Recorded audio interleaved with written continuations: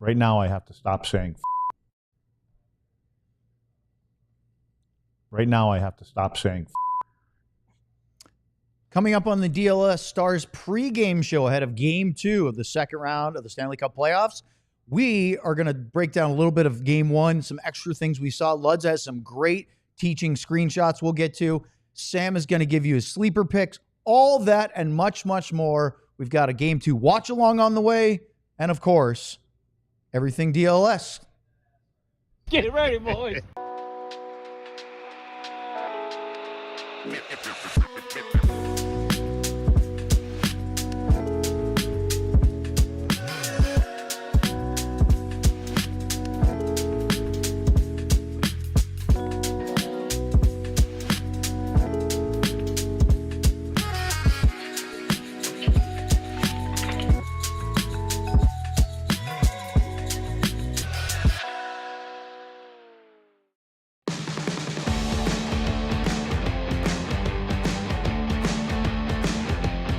This is the DLLS Stars Pregame Show. Our Stanley Cup Playoff coverage is brought to you by Bud Light.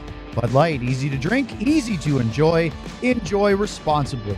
And by Happiest Hour, your home base and the best place to catch the NHL playoffs and cheer on the Dallas Stars. Just steps away from the AAC, the ultimate spot with 50-plus beers and 40-plus televisions for all the big moments every single game day. Happiest Hour, your favorite spot for the Stanley Cup playoffs.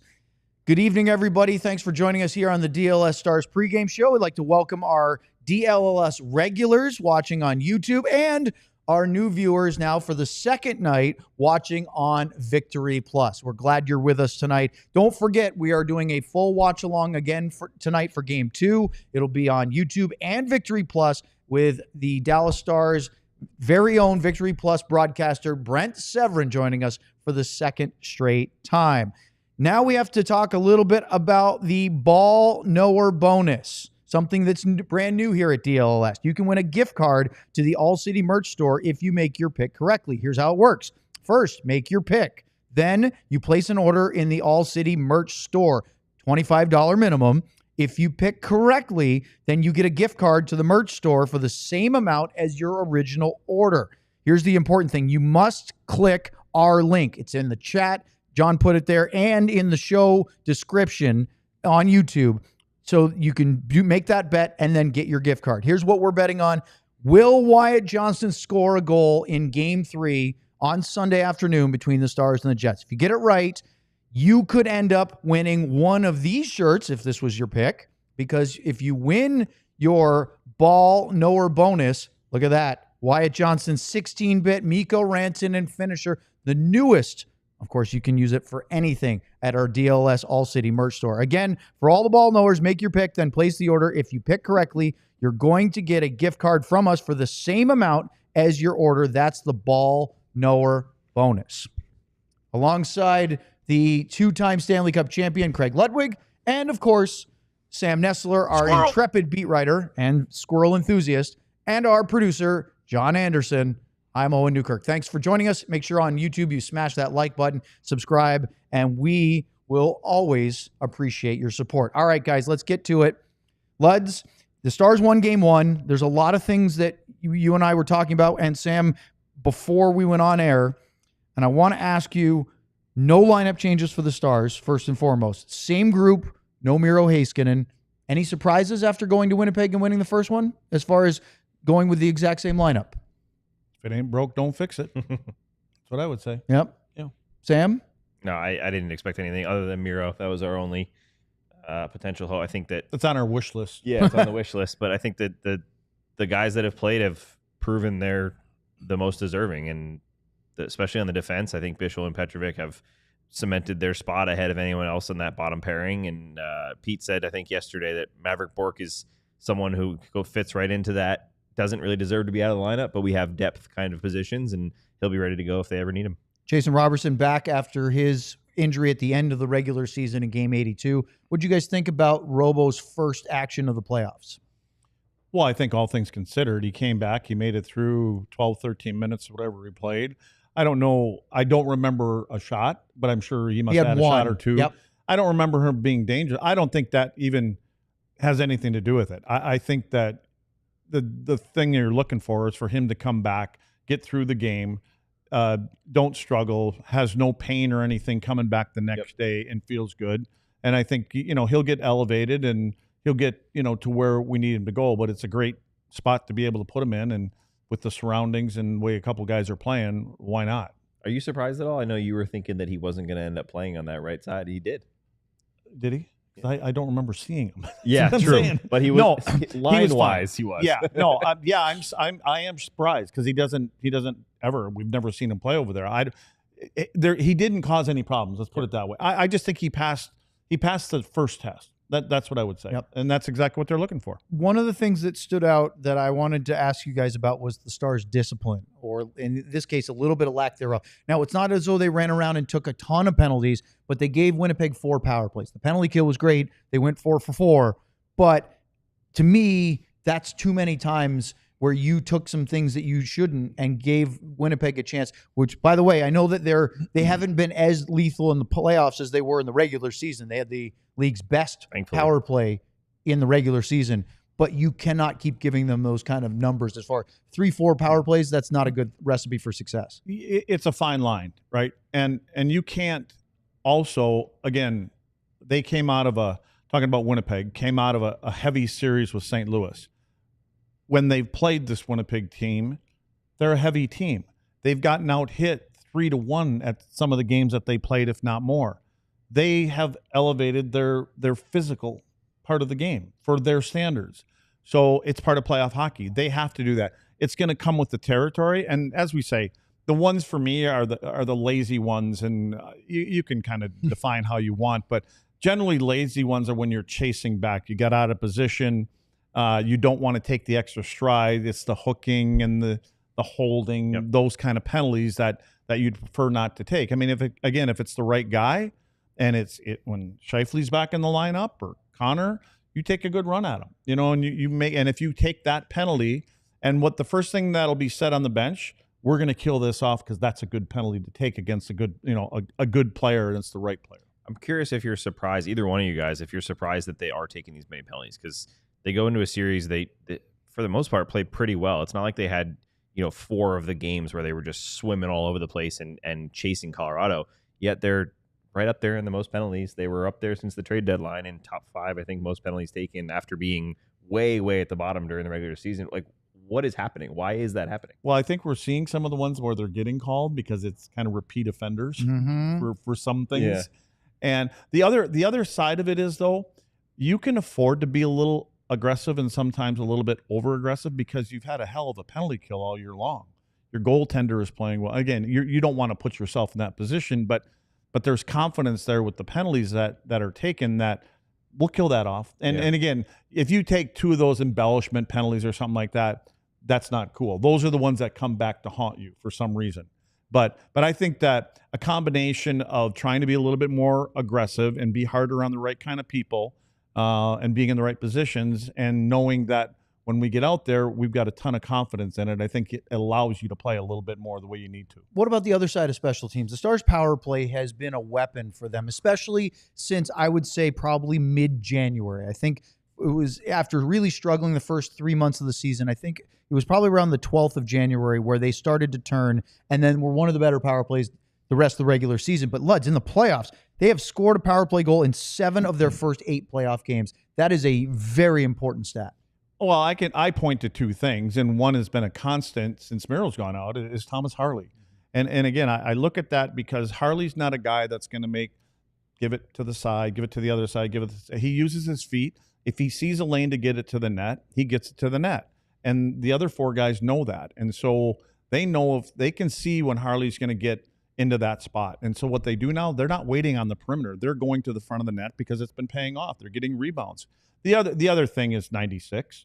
I mean, there's no question. Whatever this guy does, he turns it into either a scoring chance. And again, I like now that I think early on, he was trying to introduce himself to his teammates, and I think he was overpassing a little more than he has ever in his career. And I don't know, this might be the time to bring it up, but I went back. This is I might exactly the time to bring it up. Okay. Let's with a dynamic segue here. Well, Excellent. I went back and I was like, man, all of a sudden the lights came on, and he's always been a great playoff performer. Not really sure why John's showing this picture, but that's okay. We'll get to it, Because John. it's the one labeled Mikko 1, and it's the first one. Oh, you sent okay. me. Very good. Good job, John.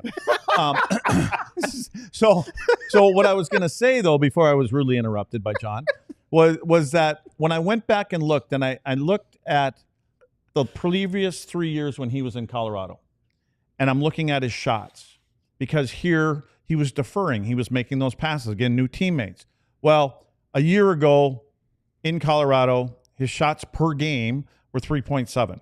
2 years ago, it was 3.6. And then 3 years ago in Colorado was 3.8. I looked at the 20 games that he had played here before the playoffs started. He was at 1.7. Wow. And you go back, and it makes sense to me because he was deferring a lot. And again, he's got new teammates and all this other stuff. And now in the playoffs, he's 3.9, 3.8 something. He's back to his norm. What happens because he's back to 3.8, 3.9? Now, John, is everybody knows where he is, and pucks are starting to go. This is the first one on the tip shot. Again, the Moose goes into this area, but he's getting rewarded for going here, but pucks are being directed to the net. And then this one here, I believe, was a follow-up on a rebound. That was the Poke. Dodonov Yep. one-timer. Yeah. So, and then the next one that we got here, this is another tip, and this is Thomas Harley. Again, finding a lane, knows where the lane is. He uses his body, gets his stick on it. And the last one is probably a better result. Little lucky on this one. It goes off a skate, but he's getting pucks to the net. Yeah, he could be putting it over there, but things are being directed to the net. That one did look like he was going for rope, didn't it? I think it is. Yeah, Yeah, I I think mean, you're I right. don't really think he was trying to hit the toe of the skate, but if he did, right now, I don't wouldn't know. surprise me. Yeah, I don't know. But the bottom line is I think with the guys that he's playing with now, they're gravitating to the front of the net, because now all of a sudden we're not standing there looking to see where Mikko's going to get us the puck. He comes off the half wall on the power play now. He loosens things up by taking a shot. The other thing it does, it keeps the goaltender honest, where maybe they can load up and get ready to move across because he's making those passes to the other side. Now they've got to be honest, and they can't load up because now all of a sudden pucks are coming at the net. So I went back this afternoon and I looked at the time on ice shifts for Mikko Rantanen. Shifts. And I actually counted them all up. So he did 28 shifts for 1908 in game one. 21 of those were with the first line and or the top power play unit. 7 of them during the game were with the fourth line. Okay, it was by period 7 and 2. So 2 with the fourth line, 7 with the top line in the opening period. Same thing in second, 7 and 2. They scored goals. He did on both shifts. He went out with Steele and Dodonov. Oscar Beck sat for those 2 shifts. He also had a goal with the top line on that. That was on the power play. And then in the third period, it was 7 and 3. And all of a sudden, lads, we're seeing a pattern. And the reason why I wanted to bring this up was because Pete DeBoer, everything I've ever heard about him is that he is extremely set in his ways tactically. That when he comes up with a solution that he thinks is the best X's and O's, he sticks with it, and he's determined to use that system. One of those things is rolling 4 lines, using everybody. That's why this is notable to me. The fact that he is using Rantanen, to your point, now, why wouldn't you if he's shooting and scoring at this rate? But using him with, and again, we call it the fourth line, but Steele and Dodonov are pretty skilled fourth line guys. And so you put those guys out with Rantanen, they're having a lot of success. Yeah, but we were saying get him out there more. Yeah. Like he's coming off of playing with a team for 10 years where he's averaging 24, 25 minutes a game. He's a moose. He can handle it. Yeah. Get him out there. And again, the more you put him out there, obviously, the more things like this are happening. I was going to say, what's funny too is we kind of joke about it once in a while in the press box. Rope Hintz loves to take short shifts. He loves to go up and down 30 seconds It's and the get reason off. he ends up games like 29 shifts, and he's only played 23 minutes. Yeah. Like, wait a second. Or what's even going- like 18 Yeah, minutes It's sometimes. crazy. Yeah. And so that's even more important to get him out, Rantanen out there with other lines, because if he's out there with Rope, he's well, going to see his guy change. He's and going then to get he's off like, what the ice. hell? Now I got to go off the ice. Yeah. I mean, it's good to put him out there. I've been saying, and again, sometimes and again, these are the adjustments you take about. You get a player like this, he's way back. I think he was frustrated sitting on the bench waiting for the fourth turn to come around before you get on the ice. Sure. Let me go, let me run. And maybe there was a conversation there. I don't know. But I'm good on Pete to kind of navigate the other or somewhere, just move down the water a little bit to use what is now one of the top, 3-4 players in history in the playoffs or something like that. Top 5. He's got top 5. Top 5 as far as points per game. Well, by the time this playoff's over, he's moving up in the top 2 or 3. Up Breaking next in records the every Stars pregame show, we're going to ask Sam about breaking the curse, and Luds has some more breakdowns of Game 1 details that we want to show you. That's next here on the DLS Stars pregame show. What's up, Stars fans? You know what it is. It's Game 2 in Winnipeg. Enjoying the game should be easy, so don't overthink it. What to wear? Easy. Just grab that same jersey you had on in Game 1 and slip it back on. Don't know what to serve your friends? Just pick up some pizza, grab a whole bunch of Bud Light, and stock up that fridge. Could be a long one tonight. See, it's just that easy. Just like Bud Light, which is always brewed with 4 simple ingredients for a clean, crisp taste. Bud Light, easy to drink, easy to enjoy. Remember, drink responsibly. Anheuser-Busch, Bud Light, St. Louis, Missouri. Love it, Luds. Love it. Let's talk about Sleeper. Sleeper is the best fantasy platform out there, period. But it's much more than that. Their picks are awesome and super simple. You put your puck or ball knowledge to the test by picking whether your favorite, least favorite, or any player will have more or less than their projected stats each night, each week. We're going to get to picks for tonight's Game 2 in a second. With Sleeper, the more picks you combine, more you can win, all the way up to 100 times your money. Sleeper keeps you in the loop with instant alerts for breaking news and major injuries, so you can stay ahead of the game, keep track of league updates in real time, and outsmart your friends at every turn.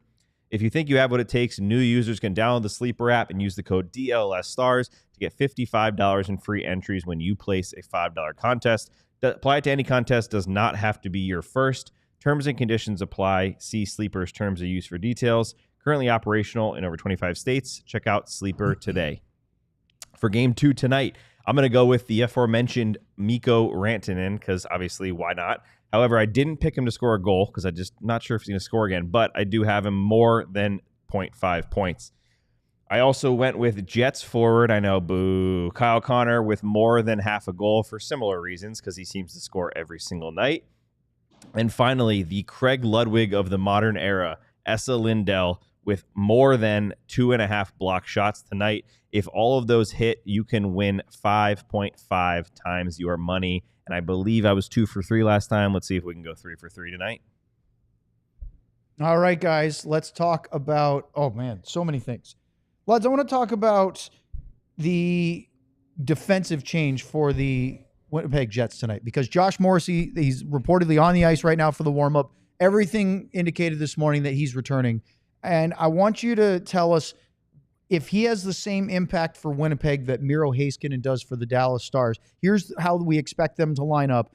And in addition to that, your thoughts on them scratching Luke Schenn and keeping Colin Miller in the lineup because that was not the case when Morrissey left the game 7 against the Blues in the first round. It was Miller that was scratched and Schenn was in.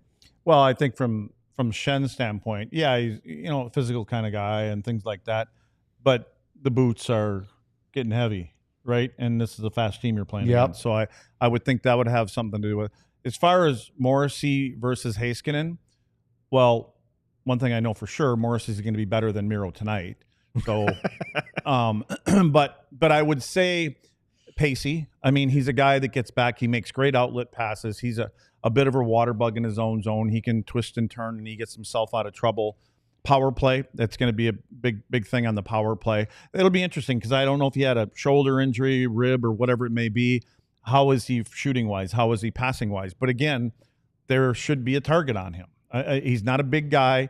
If you can catch him, you need to hit him. And it's the right side of his body if nobody knows. That's where it is. I think everybody was speculating that it looked like a shoulder. But yeah. You're right. You're not sure unless you hear it from them. You definitely know it's the right side because we saw him grabbing it and skating off like this. So aim for the right side. But you got him. If he wants to come back in the lineup, then maybe he's coming back a little early. Maybe we can put him back out of the lineup because they're a better team with him in the lineup.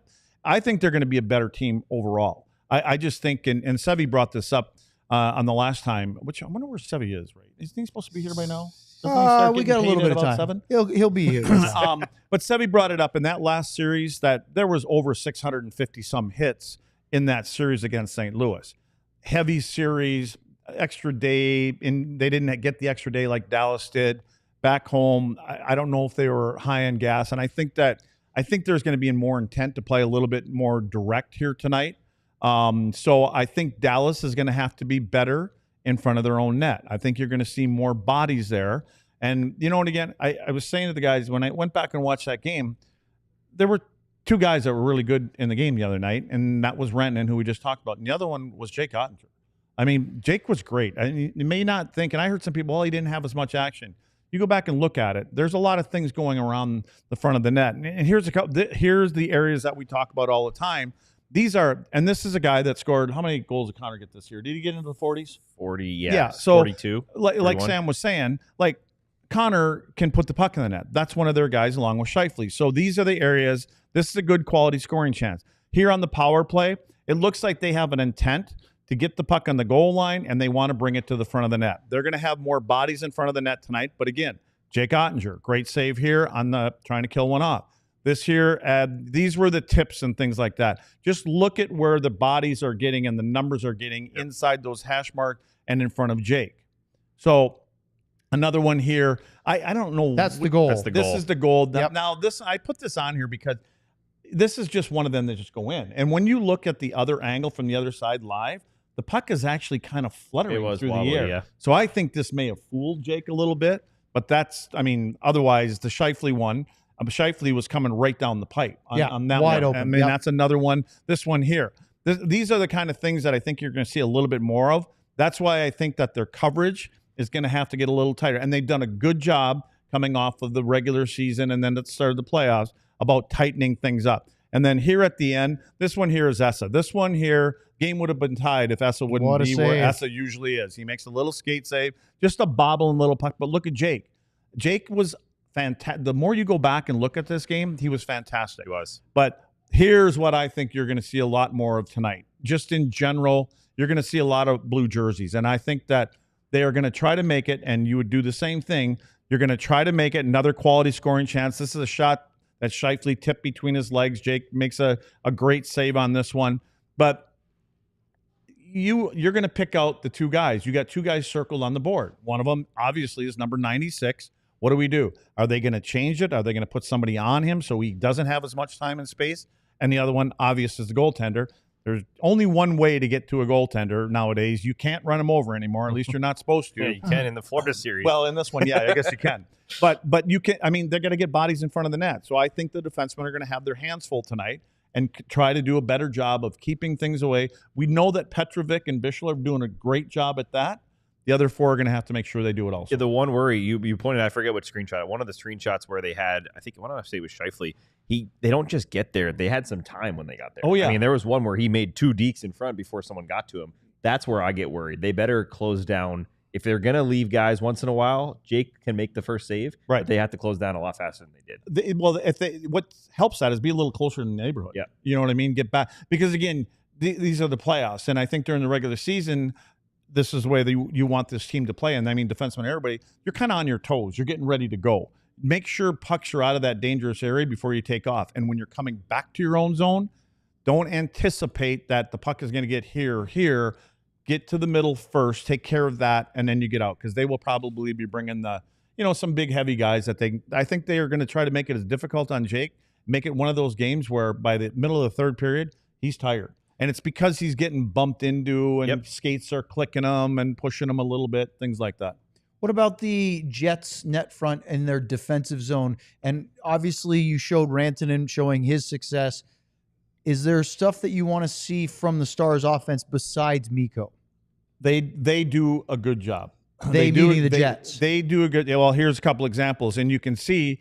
Just look at Hellebuyck. I mean, he's got a clear view of shots that are coming in. What they do is they catch you early. Their defensemen will pick you up, kind of on the edges of the circles, and then they try to impede your progress to get to the front of the net. So here, this is one example. Here again, look, Hellebuyck. Now this one came from the corner, probably not that dangerous, but regardless, not a lot of green and white jerseys around.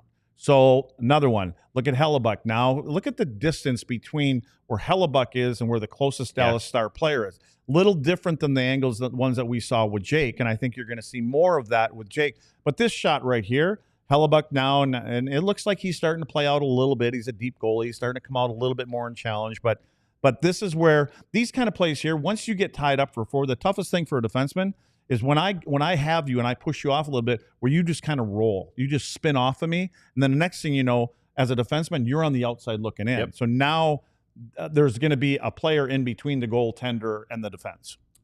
Sam, you wrote about this. Did you? Game 1 curse I don't know breaking. what he's asking. Oh, yeah. You got to wait. I'm going to ask you. I haven't asked you yet.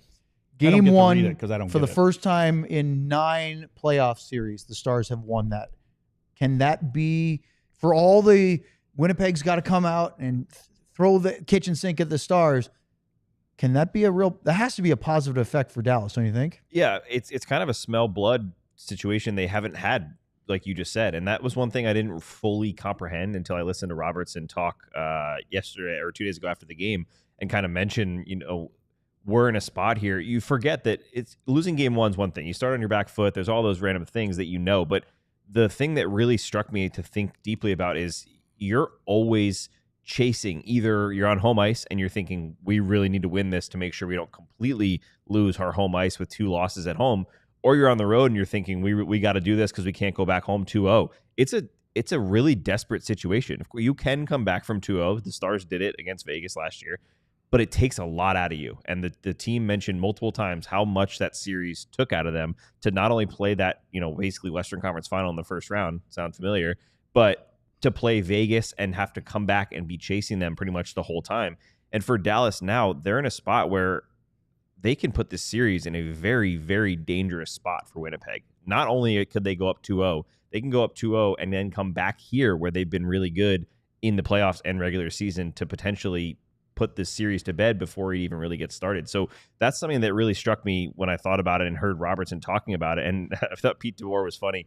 Pete said after the game or yesterday, I'm just happy we won one, so I don't have to answer those game 1 questions for a little while.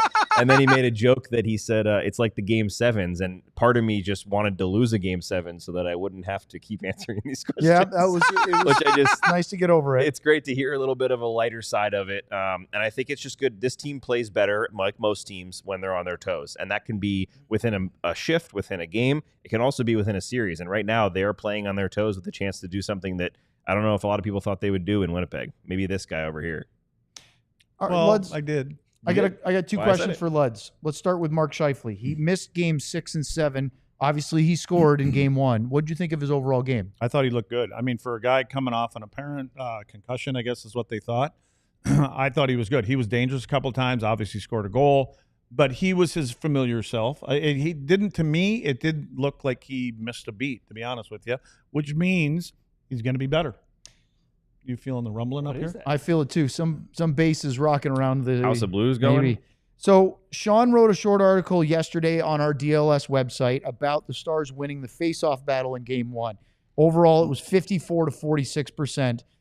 And I looked a little bit closer because Hintz, 65%, Johnston, 62%, Sagan, 54%, Duchesne, 67%. All the major face-off guys for Dallas were very, very good. Mark Scheifele took a ton of faceoffs, 64% for the Jets. Nemesnikov was at 31, Lowry 41, Barron at 27. Scheifele's the only guy that was consistently winning faceoffs in game 1 for the Jets.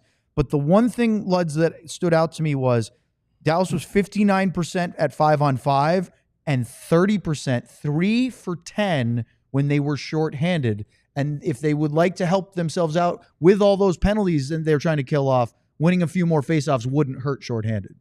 I wonder who was taking that faceoff for Winnipeg. The guy that was at 64%. It was almost always Scheifele. Yeah. Exactly. Right? So when you're having trouble beating somebody on faceoffs, and if there's 3 or 4 guys doing it, then what you do is you go up to your wingers, you go up to your defenseman, you say, I'm tying this guy in. I'm tying him up. They're not going to win it. Come in and help. But it's as simple as you can do. They can tie him up. You can skate into him. I know a lot of times it's easier said than done, but you don't always have to win the draw. Sometimes, especially in your own zone, tying them up is just as good as a win. Okay. We are almost out of time, but Good. I'm getting thirsty. yeah, we got to do that. Predictions for game 2 as far as, is it going to be weathering the storm? Are we going to see what we saw in game 1, which was Dallas had the run of the play for the first 5 to 10 minutes? I thought Dallas's start was fantastic, except they didn't score a goal. Yep. But really, no complaints. Is that going to be flipped in game 2? Are we going to see an onslaught from the Jets early on? You'd normally say yes, right? And that's what it feels like. But I said this in my article today. I gave Dallas a ton of credit. I thought they were going to be swarmed in game 3 when Landeskog against Colorado. When Landeskog came back, the arena was going crazy, and they dictated play. And then in game 4, again, even though I know the game didn't turn out well for them, but in the first period, once again, Dallas was able to stand up, play pretty evenly, even though the building again was going, the Avs were going, Landeskog was back in. So I'm going to say that the Stars are going to weather it pretty well, and I don't think we're going to see an onslaught at all. We have a couple of super chats. Before we do Luds, I have the chat is asking about your movie taste. Are you more of a Blazing Saddles kind of guy? Yes. Or are you more of a true grit Western, like serious Western? Blazing Saddles. Blazing Saddles it is. All right, super chats. My cousin and then, Vinny. Spaceballs. Oh, really? Bing bang. Vinny Paul got you watching it? Oh, did you say my cousin Vinny? Yeah. Did I hear See, that wrong? folks, what I have to deal with here? Hey, My cousin Vinny. my cousin Vinny The movie. is Joe Pesci, I don't think Marissa Tomei. Yep. Phenomenal. Vinny got me watching movies. They just weren't those kind. Yeah, I believe that. Jason Dowdy with hey, look at that, a Masterton and a 99. Pretty big one for a pregame show. I like it. What's in the blue cup? Same thing that's in the blue What's cans. in the blue can? Okay, next one. On ice. Thank you, Jason. Yeah, Luds likes his extra cold. What's in the box? Bing bang. I didn't know we had a 7. That was in the Cowboys folder. I knew where that was. I was going to say, Well I don't done. think I'd heard Well that before. done. Burned Oils with a Brendan Smith and Year After the Cup. Always amazed by how good the hair of Luds It's looks. fantastic. Helmet. I had a helmet on all day. It keeps it flat. Yeah, it's flathead. I did a good Flathead. job Do you ever duplicating it for Halloween. Do you too, ever right? run a few things through your hair after a helmet, or is it He quaffs it. Is He it au quaffs. natural? Like What does that mean? You were in the Are you- mirror back in the day, getting it ready and before games. Tell I me don't about know. tell I don't me. think Luds was Oh, doing no. the hair Well, dryer. No. What do you mean? like for What warm up. are you coming off the ice and letting the helmet head just naturally reset, or are you just I towel brush yeah, it. Yeah, Yeah. that's what I mean. We need to do a full segment one day of Lud's hair routine. It'll probably take 8 seconds. About that. He shampoos it and then he goes Yep. We're gonna do a get ready with me TikTok. with Lutz. Yes, that would be fantastic. That voiceover would be death for me to try to record with Luds. All right. We will be on very shortly with a watch along. Our buddy from Victory Plus and the Dallas Stars broadcast, Brent Severin, he will be joining us. Big thank you to, of course, our presenting sponsors for tonight's pregame show, Bud Light and Happiest Hour. Mere minutes. Luds, Sam, John, Sevy, and myself will be doing a Game 2 watch along on Victory Plus Let's do it. and on YouTube. See you soon. I believe that they are going to crush these guys tonight. We all silly like the mayor.